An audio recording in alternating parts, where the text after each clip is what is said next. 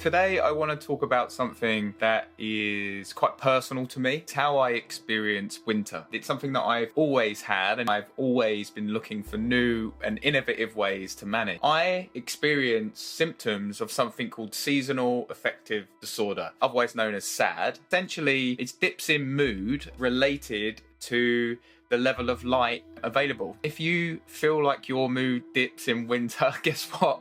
You're not alone. It happens to a lot of people. It's not something that we have to suffer. There are many things we can do to start trying to manage it and negotiate it. Seasonal Affective Disorder, or SAD as it's called, brilliant name, whoever came up with that.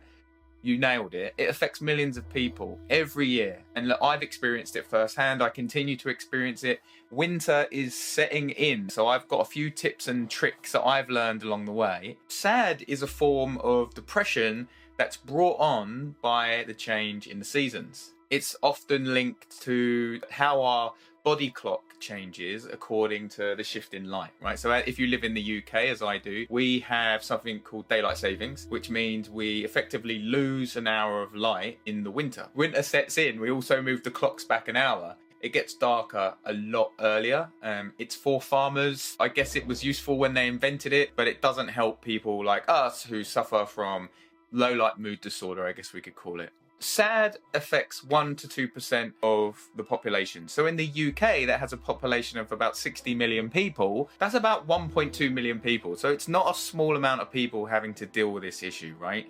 And it can be tough. It can be so tough because one day you're having a great time, you're sunbathing, you're enjoying the world, and all of a sudden the light goes away and everything just collapses. And it's very hard to hold it together because we're like, there's no light. I need light in order to be able to function. Unfortunately, we don't live in a country that has a lot of light and it rains a lot. So you've got the 1-2 punch of it being wet and it being dark, and we know how that goes, right? 20% of the population, which is an incredible amount of people, suffer from milder symptoms. So I thought I would make this video dealing with the milder symptoms and maybe some tips for the more severe symptoms. Obviously, depression is a serious thing and I don't want you to take this as medical advice. I'm not a medical person. This is purely just my experience of managing my own mood. There's low light around. So if you do feel depression symptoms and you haven't had them checked out, I highly recommend that you go and speak to your GP, or if you're in another country, your doctor. It's very important that you get this stuff checked out because seasonal affective disorder, whilst it happens in winter, it doesn't necessarily mean that that's the reason why you're feeling the way you are, right? So just to get that out of the way, this isn't medical advice. This is just some tips that I've developed. You know, look, common signs of SAD include low energy. Our energy level dips very, very low. We feel tired all the time. We struggle getting out of bed. It's difficult to do anything because our metabolism is using less energy. And we have difficulty concentrating, right? We have cognitive issues because there's less light. So we're almost going into a hibernating kind of mode. We're using a lot less energy. So it's harder for us to get our brain fired up. So maybe drinking more coffee. And if we're anxious, that doesn't help. And then lastly, an appetite, right? Lower light means we might be eating more, slower metabolism, more calories, we could start gaining weight. So we have to be able to manage that as well, right? Like our body is changing, and to understand that, you know, these are things that are going to happen. We need to find good strategies to be able to mitigate that. Unless you want that to happen, then that's okay. You know, no body shaming here. Everybody has their own ideal weight and how they feel most comfortable. So if you do start taking on more calories and your metabolism is slowing down, we need to think about different strategies for managing that, right? Especially at Christmas when it's basically cake season. I love cake, I love chocolate. I eat a lot more chocolate in winter. So that's one of the benefits of seasonal affective disorder. But I also do have to do a lot more exercise as a result, which is the tax on chocolate. For me, winter's always felt a lot heavier. Being a child and just looking around and everything just feeling a little bit more emotional than it did in the summer. And that's not a bad thing. Like, I'm in touch with my emotions and I enjoy expressing my emotions. Things that you have to remember is these are emotions that are a product of your environment. And if you are sensitive to light, if you do suffer from seasonal affective disorder, you always have to mitigate in, oh, my mood is like this because I'm in this situation, right? Because if you were in a sunny place, you probably wouldn't have this mood, right? So always remember that your emotions are contextual to the environment that you're in. I do think that in winter, days get shorter. We want to be super productive. We can be quite hard on ourselves if we suffer from seasonal affective disorder because we have less energy. We have to use our energy wiser, which means maybe we become more introverted.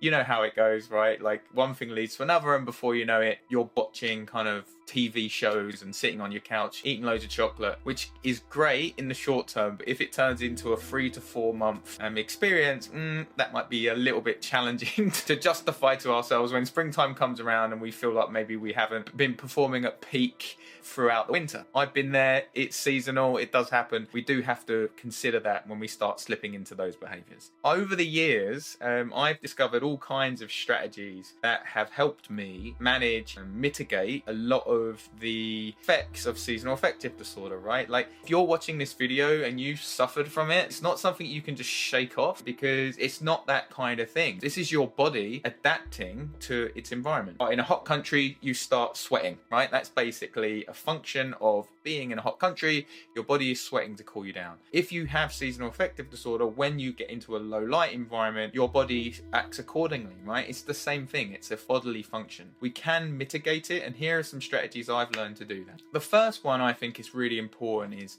mindfulness practices. These can range from a mindful meditation, which is really great. Like, if you're feeling a little bit overwhelmed, you can just go and do a mindful meditation, get back into your body, you get into your rhythm, you start to allow yourself to let go of things, to start letting some of that heavier stuff go. You can do a body scan meditation. There are loads of body scan meditations on YouTube.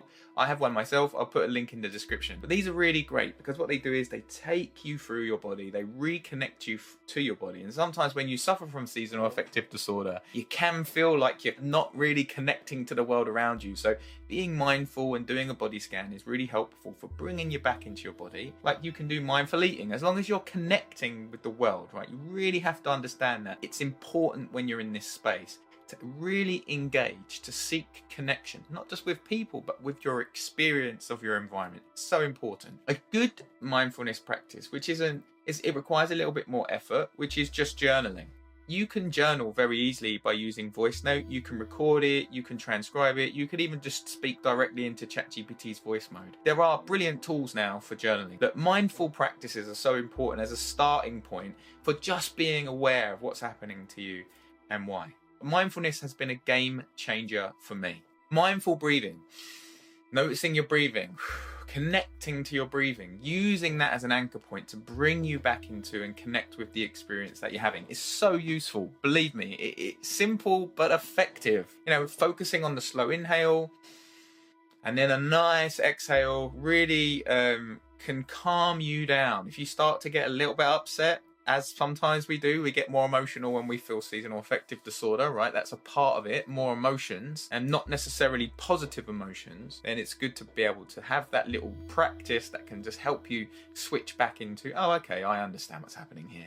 It's because it's January the 5th or December the 10th, whatever the day is today. We do need to have some practices. Secondly, light therapy and getting outdoors, right? Like, I can't stress this enough. Like, natural light is scarce in winter, and that's what we need. That's what our body is craving. It's craving natural light. So if we can't get it by going outside and walking early in the morning, Andrew Huberman, like he says, the first thing you should do in the morning is go for a walk, right? So I do that I try to get out as early as possible and I try to run. Getting outside early in the morning and going for like a short run, 1K, 2K, sometimes 5K, sometimes 10K if I'm feeling really brave. But the point is, it's about getting out and getting that natural light, exposing your body, your skin, your eyes to the vitamin D that's available to you. Remember, it gets dark early. So if you're waking up at, say, 7 in the morning, it's already quite dark. You're going to work or you're going to school or you're going to college or wherever you go. And then you get home at like 6 o'clock, you leave the office and it's dark. You haven't really had that much exposure to light. So it's really important to make that a priority. You could get a light therapy lamp. There are loads of lamps that give you that space.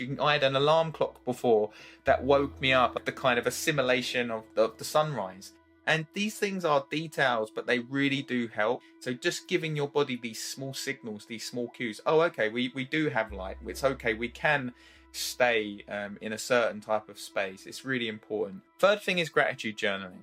Showing gratitude and journaling what you're grateful for is a good way to remind ourselves that we are human beings, that we are connected to the world around us, that we are loved, all the things that we need to remind ourselves of when, you kind of like want to move away from all the things that you need to be close to, friends, family, hobbies, like whatever it is that brings you joy, whatever it is that lights you up. You have to stay connected to these things. And I think a gratitude journal is a great way to stay connected to all the things that make you you. I think sometimes when we do start moving into that more kind of low energy, low mood space, we kind of like will push away the things that we really love. And it's important to just remind yourself, no, this is useful, this is important, this is meaningful, this is me, and I want to stay me. I don't want to move into the space where I become the version of me that is affected by the lack of light. That becomes the depressed experience that you have in winter. So you have to fight it a little bit. You have to remind yourself who you are. You aren't just the person who is showing up with these feelings, that you have a lot more, and just remind yourself. So gratitude journaling is a really, really good way to do that. And write them down, right? Write 3 things. It's a brilliant tool. Like, write down 3 things that you love, 3 things that remind you of you, 3 things that you've done, 3 things that you're looking forward to, whatever they are, but just keep a tally on what it is that makes you feel great. I use creative visualization deeply. I'm the founder of Fellow Progress. A big part of Fellow Progress is a new tool we've developed called Clay, and Clay is a creative visualization tool. So you can use it for all kinds of things, but seasonal affective disorder and bringing yourself into a higher mood is really useful for that. And give it a try. I'll put a link in the description. It's free to sign up, it's free to use, but you can use it as a way to start to use creative visualization to visualize yourself in all kinds of spaces. Engaging your imagination is so important to transport your mind. It can also shift your mood. And also, sometimes when we get a little bit stressed out because of our low mood, we can become quite busy in our heads. And taking a creative visualization or any kind of meditative experience can just bring our mind on a journey and just help us feel a little bit more peaceful, a little bit more calm, a little bit more accepting of what's happening to us. And I use Clay every day. It's been so useful for me on so many levels, but seasonal affective disorder, absolutely. It's about reminding, it's about reconnecting. Really, it's a great way. 7 minutes a day, I just use it and then I feel different. It's not a replacement for light therapy or getting outside, but it's just a nice tool to have in my back pocket. If ever I feel a bit overwhelmed, I can just go and do a 7-minute session and I'm back where I was before. Really good. Whilst this isn't a totally comprehensive list, and there are loads more things that you can do. In fact, if there's anything you do that you find really, really helpful or useful, please put it in the comments. I'd love to know. Those 3 things seem to be really good. Exercising is really good, whether it's walking, a brisk walk or a short run. Getting out early and getting some light is also really helpful. Meditation is so great. Creative visualization and using Clay, which is a new tool that I'm incorporating into my experience now. But yeah, seasonal affective disorder. There's 1.2 million of us out there. And winter is hard. It's a difficult time of year. Just remember, you're not alone. I'm right there with you. I'm a fellow struggler. It's something that I've had to deal with and my whole life. And it's something that I find really challenging, if I'm honest. Be well and take care of each other, and leave me a comment. Let me know what you think. Thank you.